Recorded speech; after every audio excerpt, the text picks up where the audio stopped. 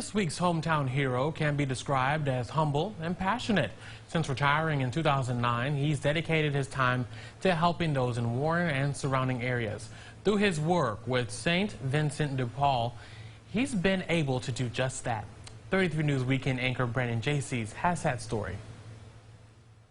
Since his retirement, Louis Lepro hasn't come close to slowing down. Myself and family have been very blessed.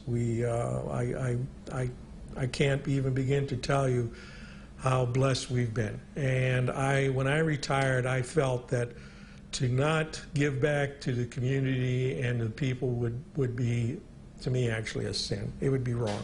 Between working at a kitchen on Niles Road Southeast to the St. Vincent de Paul shop on Main Avenue Southwest and being on the board of Sunshine Homes, he has dedicated his time to those in and around Warren. Of course, we did start, like I said, with the Neighborhood Association, went on with the Citizens Advisory, which all had to do how we would shape and help the community out, the city of Warren or outlying areas.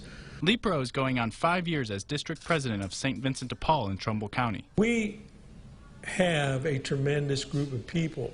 It's not just me in any way, shape, or form. Chuck Potashnik and his wife Jean have been friends with Lepro for around 15 years. They met through activities in Warren and describe him as unselfish, energizing, inspiring, positive, and fun to be around. Santa Claus, folks.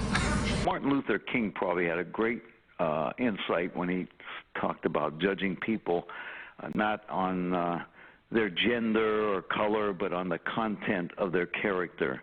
And if there's anybody who has a great deal of content, if you will, of character, it is Lou. They also nominated Lepro for Hometown Hero, and Lepro appreciated being nominated, but he showed his humble nature by also giving credit to others. It's not just me. There's a lot of people involved. In Warren, Brandon Jaycees, 33 WYTV News.